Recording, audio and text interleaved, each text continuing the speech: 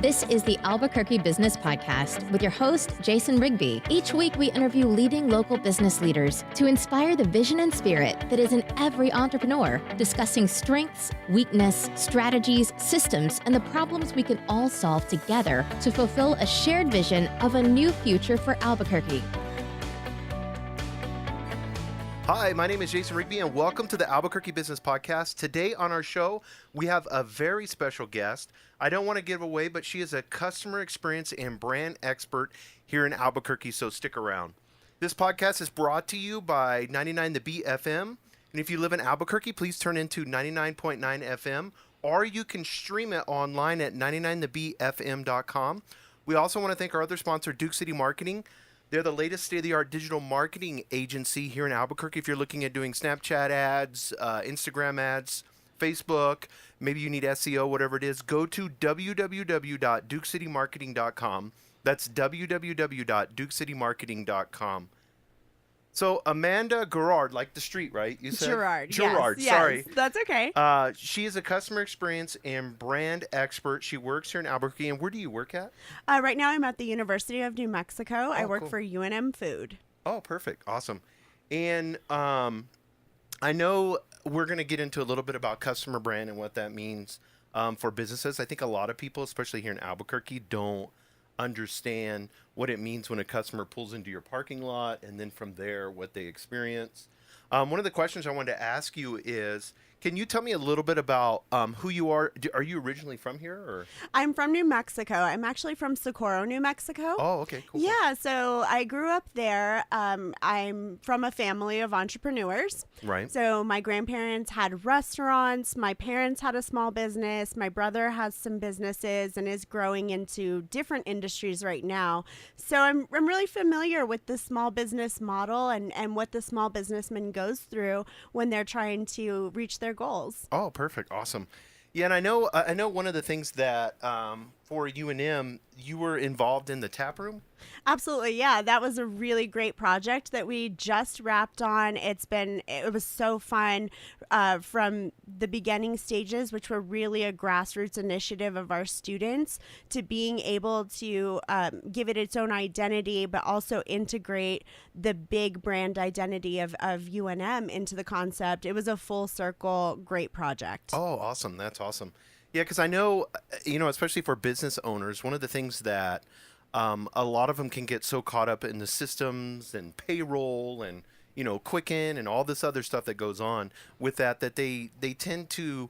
Can you talk a little bit about what that is, like brand experience in particular? What does that mean to a business owner? Sure. I think boiled down in its simplest form, it is, are you a great storyteller? Yeah, I like and that. That is what we all have to be committed to. It's really identifying, what is my brand? What do I stand for? What does my customer expect from me every single time that they walk in the door? And how do I tell that story? Because that is the thing that resonates with the person that visits you, the person that becomes your loyal customer. They need to connect with you on that baseline of who you are, right, and have a similar shared value, shared vision, and be invested in you. Right. Yeah, I like that. I think because one of the things that I've noticed more than anything, especially, you can put together, like you did with the tap room or whatever, but you can put together a business, and especially like I was talking with Josh from ABQ Live magazine, and we were talking about restaurants and how important it is. Like, he was actually saying there is not a sushi place around that has bomb pictures when the food is art. Yes. So I mean, just something like that. What do you think as far as personalization? I know like Starbucks writes your name on the cup. Do you know a little bit about that, or what? Yeah, I think that's a big tenet of major corporations that you see that I would love to see trickle down into a smaller business. Sometimes it's left by the wayside.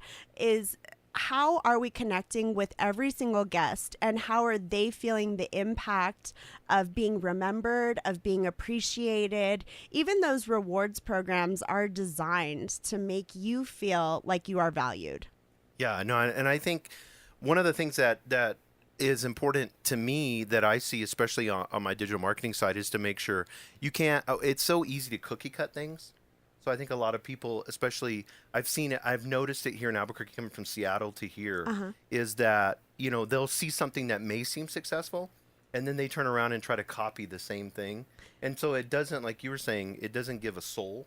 Exactly. And it's really important that someone else's success, whatever their model is, it's great to understand it and maybe say, how can I integrate something like that into my business plan? Right. But what is never going to work is something that isn't synthesized with your core, with your value, with your identity. If it doesn't fit, then it's not going to land in the way that you need it to. It's not going to connect to your guest. Yeah, and I think especially on my end, whenever I go to, whether it's a brewery or whatever it may be, having that story is important. I mean, like they go through and they share about what the beer is and how it was created and how it was made.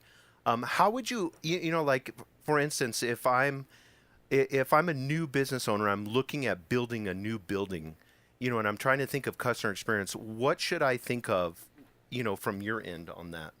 On even from construction. Right. Yeah, absolutely. So curb appeal, if we're all Right. realtors, but if you have the investment, if you have some capital that you can put into it, that's a great start. Is that you need to be attractive from 35 miles an hour or wherever you are, if you're on an interstate, even more than that. But how is your guest viewing your concept from afar, from a car? Right, exactly. Those are all really important things to consider. And how are you telling that story from the moment that you are in their eye line? And I think people, especially in Albuquerque, we don't always have the opportunity. You see a lot of business owners that are taking over old concepts, maybe don't have capital to invest in a new facade or really change the identity of a place. And that's tough, because that is that first interaction that you're going to have, and it makes a difference. Yeah, and I think you get so caught up in running the business that you don't. I mean, you've probably seen this too.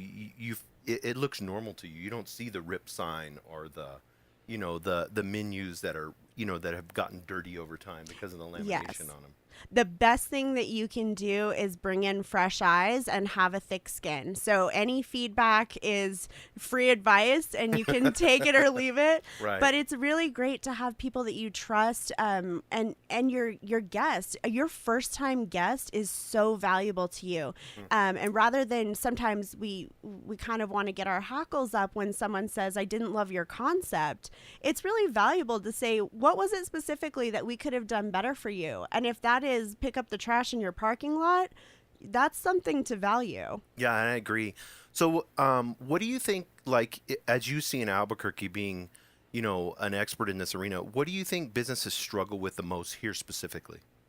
I think there are often times that people are trying to get their concept off the ground really quickly, and maybe they don't do extensive work in really establishing an identity. And I think that should be the compass for your concept, for your business.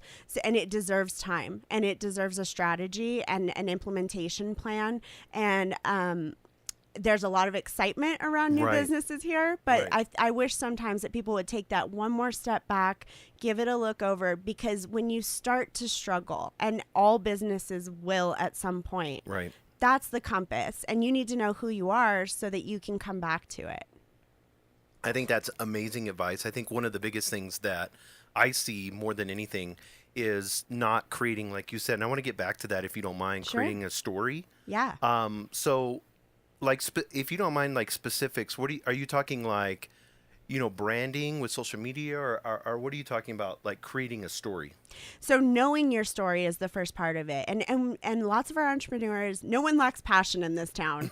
They love what they do, and that's amazing. But you were talking about breweries earlier and how that passion just sort of, it spills over into the guest experience. So that brewer, they know the story of their product, they know the story of their craft, and they're happy to tell it. Now, what you're talking about is so, so important, because you can't tell the story in the same way on every platform to every person. So I think one major thing for me is, when I'm talking to a business owner, is let's get back to the very core of marketing, of strategy, and that is, who are we? What are we trying to sell, and who we're trying to sell it to? Because those should direct all of our thoughts, and that should be the strategy that you take on before you start on social media, before you're writing content for a magazine article. Those are all really important questions, and that's how you tell the story. Yeah, that's amazing advice, because I think we get so caught up in, like even we'll sit there and say, oh, okay, well, let me just post this real fast. Exactly. Does it align with the story or not? Is it, yes. And I think we all can get into that, where we don't understand the importance. I don't know how many restaurants I've gone to just off of looking at their Instagram page. Absolutely. And they're telling a great story. Our brew scene in Albuquerque, they're Yes. rock stars. They're Yes. so amazing. But they are also incredible storytellers. Their social is great. I have the privilege of getting to work with Jordan Scott at the University of New Mexico. And she's our social media manager. And Scotty does this incredible job of really understanding the brand on its largest scale, and then being able to put it on the platforms in a way that our student, that our faculty, that our staff wants to see, and in the correct voice. So she embodies the brand onto the platform, which is, a lot of people are careless with that. It takes a lot of intention. So that's a really great thing to see. Yeah, and I like I said, I think a lot of business owners are just looking at, what am I posting, and they haven't even took the time to go and sit down somewhere or go on vacation and just focus on that. Absolutely. Yeah, and because I think that, to me, that's even like right now, I'm talking after just talking to you, it's like, okay, I'm a brand. How do I, how can I tell this story a little bit better? Yeah. What's my intention there? And I think that it's almost ironic, because one of the things that you will hear from a small business owner is, it's so hard to get that personal connection with my guest because they're always on their phone. Right. And it's like you're not seeing the forest for the trees. You have the biggest opportunity to connect with them, but you've got to change gears. And your social content has to be about that connectivity. It can't just be scheduled posting because it's time. That's your opportunity. If their eyes are on the screen, then you've got to be better on the screen. Yeah, and I think that's looking at, I need to post 2 or 3 times a day. Yes. Or I have to do this, instead of looking at it in the sense like you said, it's like a whole different path to walk down. Yes. On that. And you don't have to be on every platform from day one. That's okay. Right. Where's your audience? That's a really important question to ask. And if they're on Instagram, if you're a restaurant, they're on Instagram. Mm-hmm. So get on Instagram and do it really well. But, maybe don't take on a blog. Maybe it's not time for that. Yeah, exactly. I don't know how much of a time that is. Yes. In that arena. Well, we're going to take a quick break. We're going to be more time here with Amanda. I want to make sure I pronounce I'm not from here and I don't know the street. That's okay. It's Gerard. I will get this by the time we're done with our podcast. We'll take a break right now, and then we will be right back. Join us this week for another episode of the Albuquerque Business Podcast with your host, Jason Rigby. Each week, he interviews leading local business leaders that inspire the vision and spirit in every entrepreneur, discussing strengths, weakness, strategies, systems, and the problems we can all solve together to fulfill a shared vision of a new future for Albuquerque. Listen or download this Sunday afternoon at 4 from your favorite podcasting app. And we're back. This is Jason Rigby with Amanda. And Amanda, I want to kind of get into a little bit specifically about culture and what that means. I mean, that's a word that we can see it. And can you give me some not just, we'll get into the ideas, but can you give me a little bit about maybe some great companies that have good culture? Yeah, I think there's, of course, major powerhouses that have really great culture. Disney would be an example. Oh, yeah, of course. Chick-fil-A, Starbucks. All of those they have a signature culture where you're getting a similar experience every time that you visit, and it's always outstanding, and that's why people go back. Yeah, and that's something, I mean, just going to Disneyland, of course, you see, and the amount of work that they put into it. What are some of the specific things that a business owner or entrepreneur that's starting something can look at establishing culture? I think that the biggest thing is that culture has to be authentic. And it has to be true to your story, like we were discussing earlier. And when you're defining your culture, really what you're doing is creating the compass. And I always kind of talk about it in the sense of if you know who you are, you know what to do. So that means you don't have to have 850 pages of rules and regulations for all of your team members. If they understand that this is who we are as a company, then they know what decision they need to make. And there's not a lot of micromanaging in that. And really, really great organizations define culture in a way that trickles down all the way to the bottom. Yeah, and you can see that. I mean, like you said, Chick-fil-A's, for example, we always make fun. I mean, we call it Jesus Chicken. So yes. And I think everybody has kind of like caught on. We know that they're not there Sunday, but we go there for a reason because of the excellent customer service. Exactly. Which is rare here in Albuquerque in and of itself. That's something I had to get used to coming from Seattle, is seeing the customer service level here. Yeah, I mean, sometimes it's a little lackluster. I was talking to a consultant last year at a conference, and they made a really, really good point that we often try and train our team to, we use the golden rule. We say, okay, go out there and treat everybody the way that you want to be treated. And the fact is, maybe your team member, maybe the treatment that they would tolerate is not exactly the guest experience you're trying to generate. So that's where culture comes in. You need to define, what does that guest experience look like? What are we trying to do? Who are we? And that is the kind of experience that you're going to translate to your guest when you understand your culture. Yeah, and I think, and that's kind of like a puzzle piece, when you look at it from culture to story. Because you said the culture is like a compass. Correct. So how do we bridge? So let's say we establish a culture, we dive into that. How do we take the culture and translate it to the story? So that's, again, about knowing who you are. So let's take Disneyland, for example. Right. We'll start there with a big one. But their culture, the thing that drives them is they have an action statement that is every guest is going to get a wow experience. Right. So that's pretty clear. Mm-hmm. What is a wow experience? Is that pointing down the way to a restroom? Is that walking past a piece of trash? No, it's not. That's not a wow experience. So their team associate understands that. And that ties into their story by the fact that they're committed to giving you incredible memories. So they've taken something that's actionable and made it reinforce their story that they are there to really help you cultivate the memories you cherish. Yeah, that's awesome. And it's direct and indirect too. Yes. I mean, whether you're picking up a piece of trash, that may be indirect, but having that whole place use the word magical, mm-hmm. Is all of that. So like when you're looking at like the wow experience, what are some little things that business owners can do right now, whether they own a restaurant, whether they're a chiropractor or a dentist's office, whatever it may be, what are some of the things that they can do right now that would help establish that?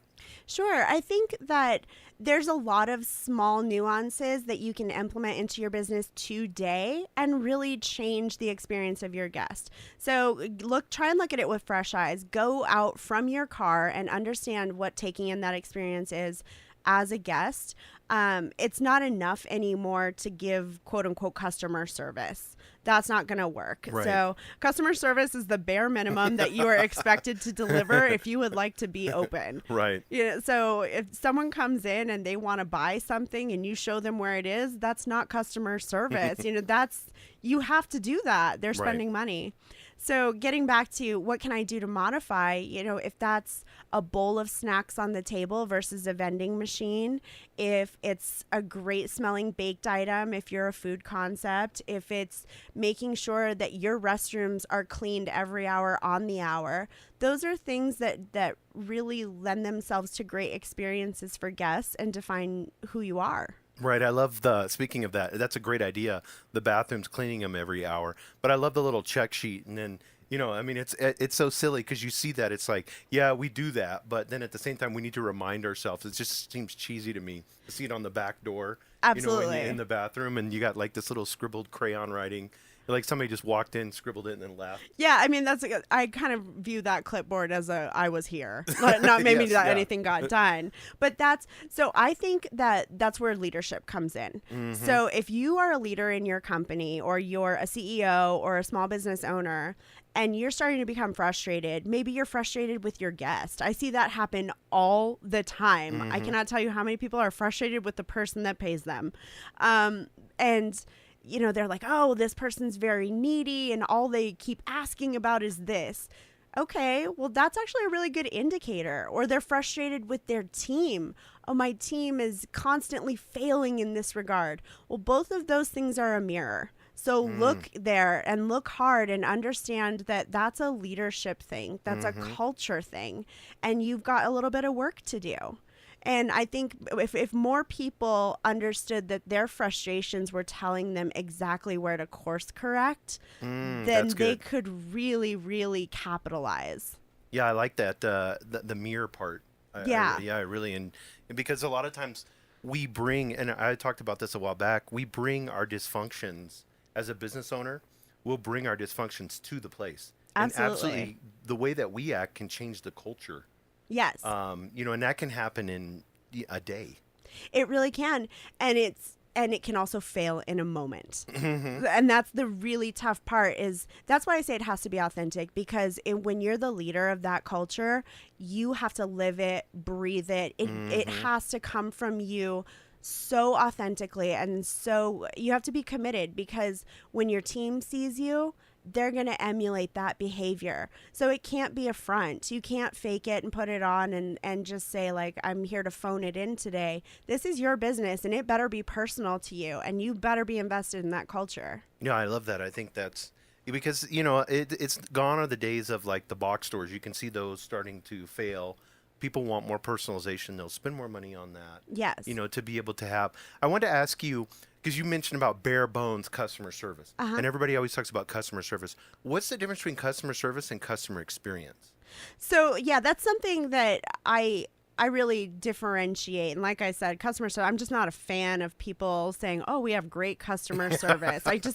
To me, it's an element, right, and is a mandatory element of the guest experience, right? So being able to facilitate a transaction, someone to find what they need, buy it, whatever, that's customer service. They got served. But the guest experience is so much more, there's so much more nuance to it. And when I was in a hospitality program at New Mexico State, which was an incredible program, had a lot of great industry leaders and mentors, the best way that it was explained to me is that we are selling an intangible product. And that means that I can't sell it again tomorrow. My guests can't bring it back and return it. I'm in charge of someone's milestones. I'm in charge of their memories. And that experience is up to me. And there's so many facets of it, whether it's the greeting that you receive, whether it's the timeliness of your meal. If I made a personal connection and made sure that your mother's birthday was outstanding, right, that's a guest experience. And that is the thing that sticks in their brain as a positive connection with your company. And it's the most important factor in building retention. Oh, no. So explain retention. What does that mean? So retention is going to be your repeat customer. And that's another, tough part that I see for small business owners and around the city sometimes is we're putting an inordinate amount of work into trying to get our first time guest. And, right, we're discounting every product. We'll give you 45% off if you'll right, just walk in the door. And that's great. And that has a place and it's important. You've got to get people through the door.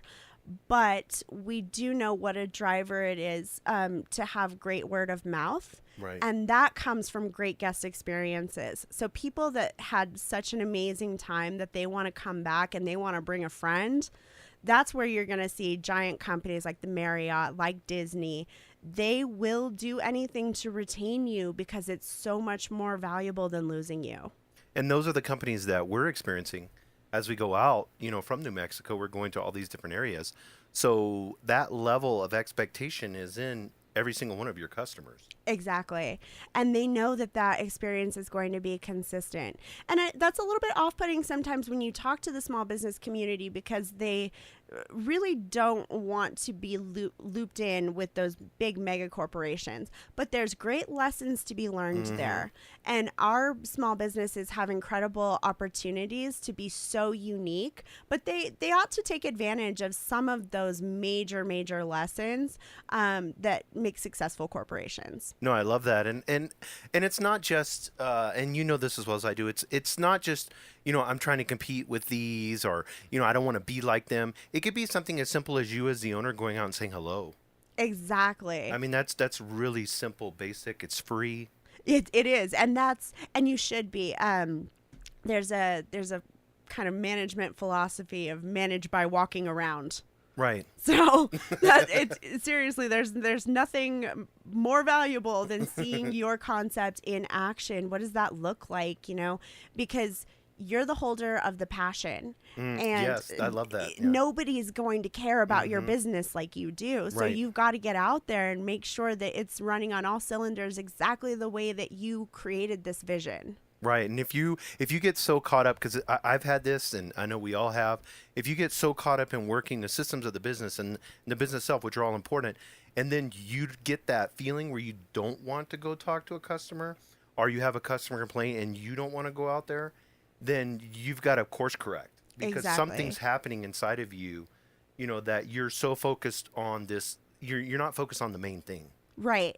Yeah, you've sort of lost touch with the reason that you're there. And on that first day, whenever you sat down with your notebook and you put pen to paper, or you just dreamed that big, audacious dream, which is the beauty of being an entrepreneur. I mean, there's nothing more pure than having that idea and just being so excited by it that you have to breathe it into reality.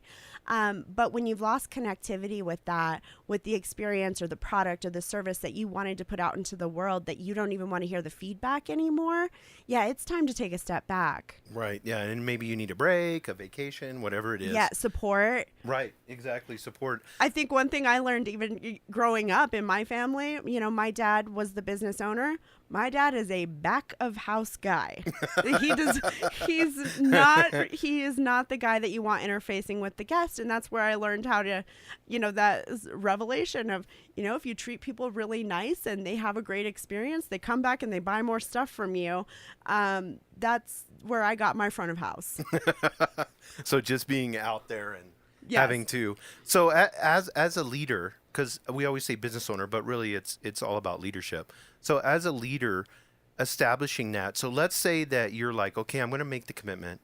I'm going to, really get out there. I'm going to focus on customer experience. How can that trickle down to the employees? What are some of the things that you can do as a leader to establish that?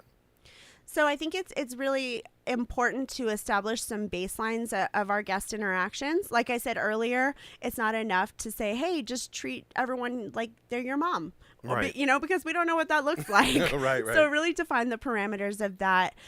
Give them tools. I think it's most of the time, it's not that people don't want to, it's that they don't know how. And we haven't took the time to do that. Yes. Yeah. And investing in that team member, having them understand the vision. Now it's a shared vision.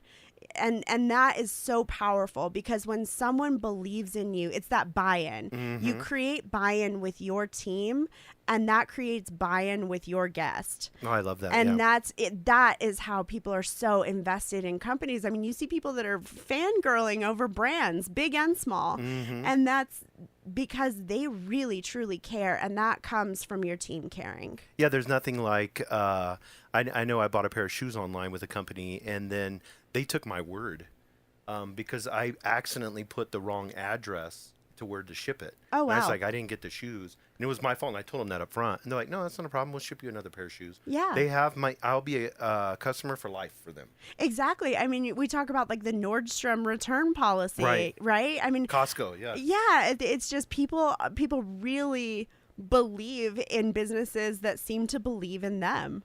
Yeah. And so I wanted to ask this question because I know, as far as where you're coming from and what you see, do you do consulting or what work do you do here in Albuquerque? Do you help businesses out or?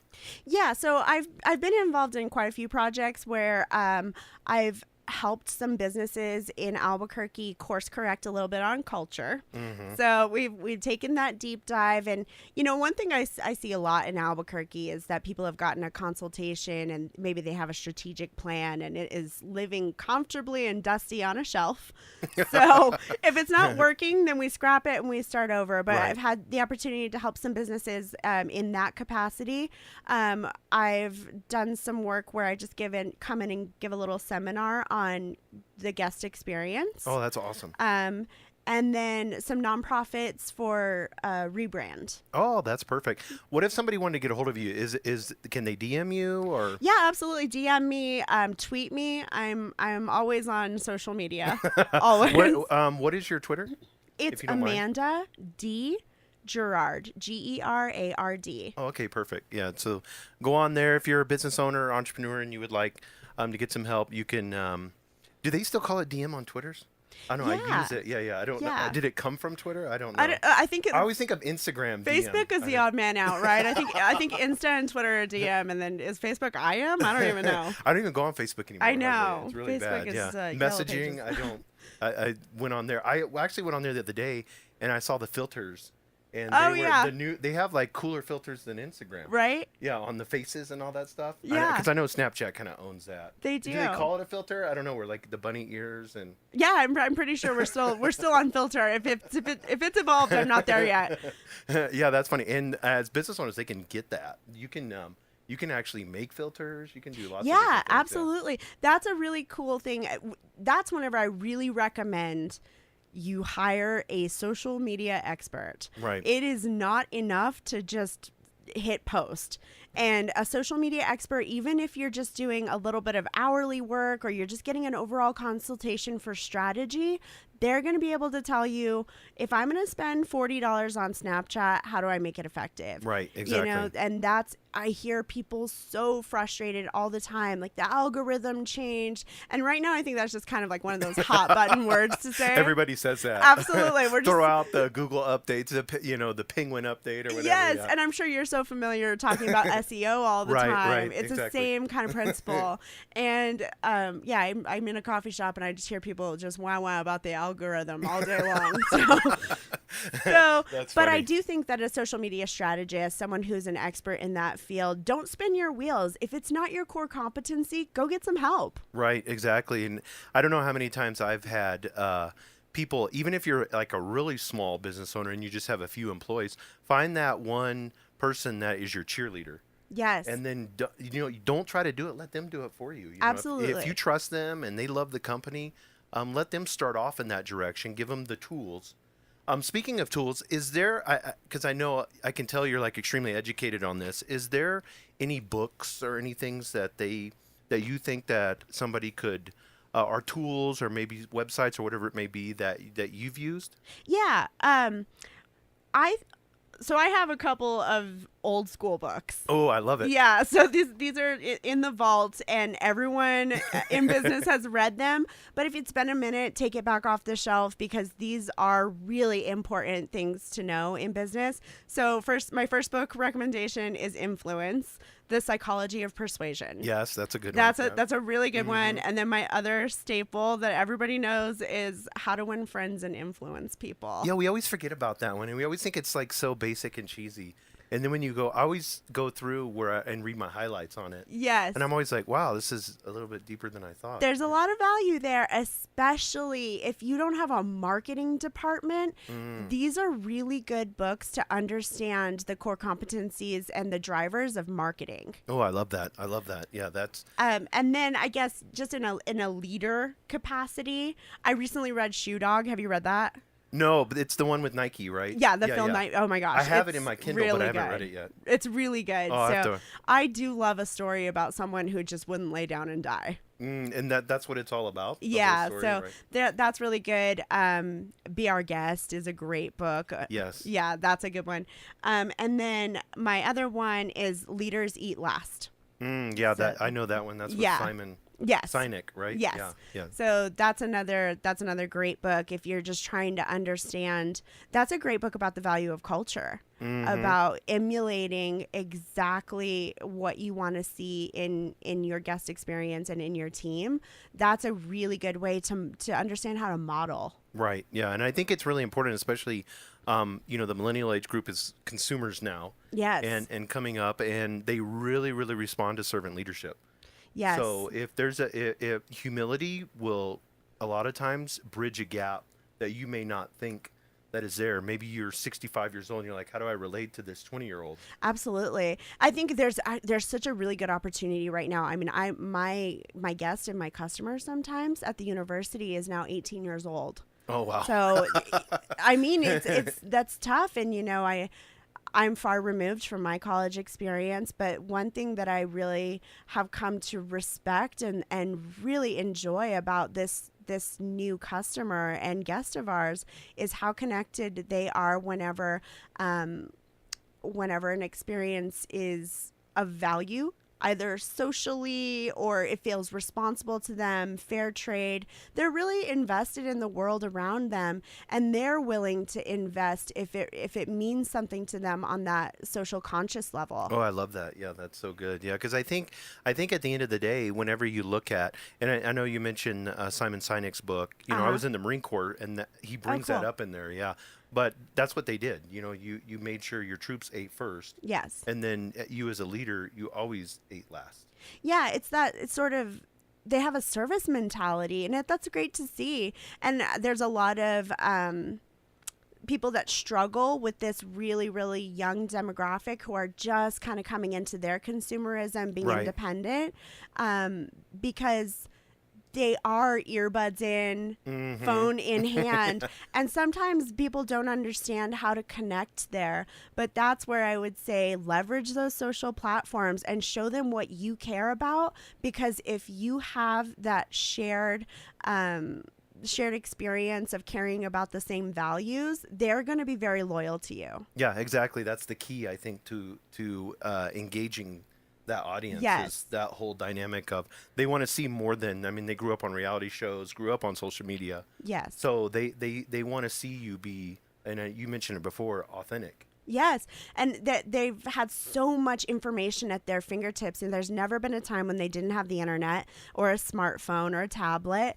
And one thing I really respect about this demographic is how educated they are about even their food. Yes, they've never known more about what's in their food, where it comes from, what their goals are as far as clean eating and those kind of things. It's really incredible, and I totally respect it. I learn a lot from our guests every day, and it's cool to see how much value they put into it. Yeah, and there's it's like an online. I'm 45, so I'm past that, but it's like an online, one of those genuine, very caring, and they do it. We do it like face to face more, but they do it online. It's like on Twitter. I can go on Twitter and literally see over and over and over again social concerns. Yeah, and just general empathy, for the world, for the environment, and it's pretty incredible. And you can do with that information what you will, but if you understand that that's how you connect to this guest, then you have a tool there to really make it work. Yeah, and I think nowadays too, what I've noticed too, if it's cool for the younger generations, it'll be cool for mom. Yeah. If daughter loves it, mom's going to love it. Absolutely. And I know as well as I do, Instagram started with, 14-year-old, and then now it's all moms. Right. On Instagram. I think that it's slowly creeping up, the age. Yeah, Facebook. I was on Facebook the first day you could be on Facebook. That's awesome. So to see every iteration of that kind of come around, and that is the place where I definitely know that my mom is going to comment on every photo that I have up there. That's awesome. So what are some of the things that I want to get into this a little bit before we wrap up? What are some of the things that you've learned being here in Albuquerque personally, that's been important for you as far as lessons in business? I've learned that even though this is the biggest city in New Mexico, it's still a small town. Oh, yes. It is. There's still, you need to maintain your network, respect that there's a lot of history here. Right. And just because maybe it doesn't look like it does in another city, it's valuable, and this place has a storied past, and a lot of businesses have really interesting backstories and a lot of valuable experience that they can translate. And I think that that's really unique about Albuquerque. So since you've been here in Albuquerque and doing what you do, what do you think, I always ask the question of this, if you had a magic wand, what would you change about the businesses here in Albuquerque? If you could just wave it over Albuquerque, what would you change? I think that I would hope to see a little bit more strategy.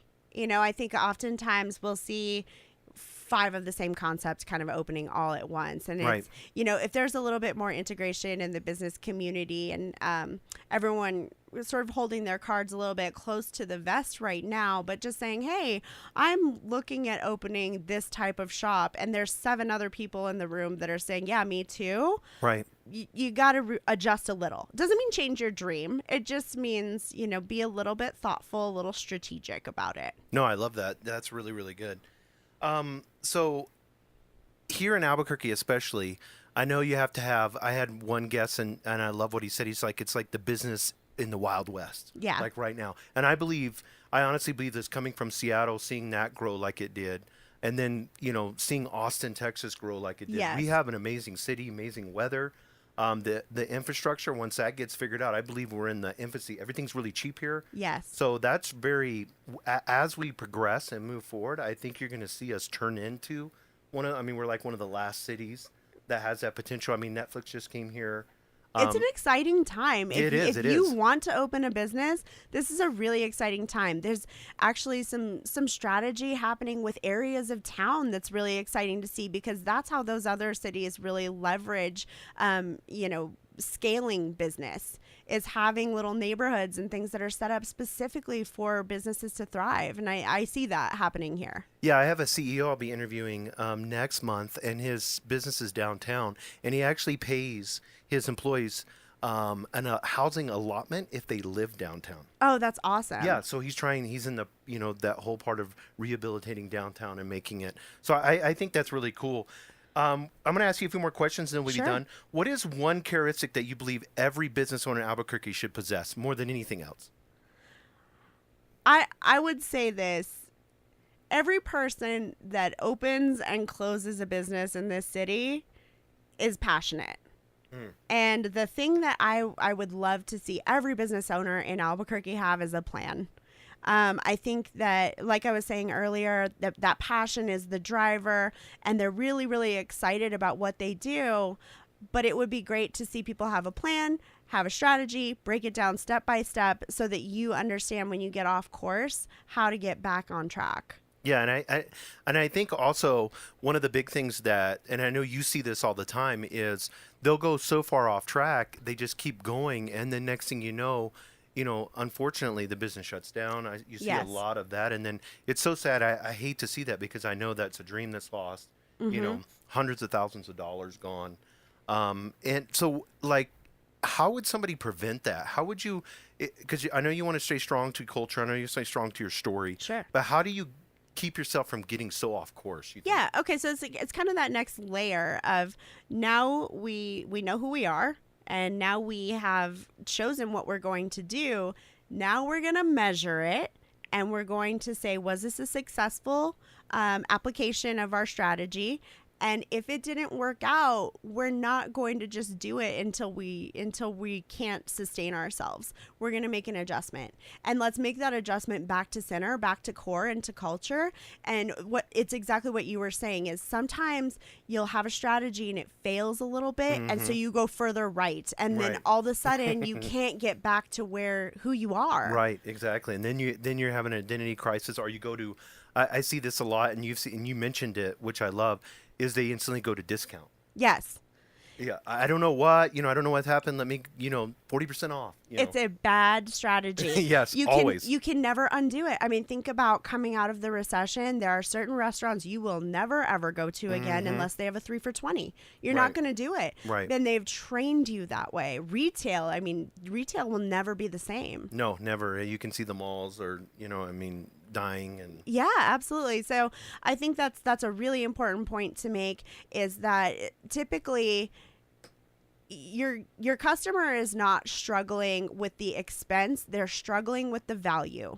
So how do you infuse value into your experience and into your product and service, rather than how do you mitigate an expense? Yeah, and I think that's good. I hope that all you heard that. They're not, say that again, they're struggling with what?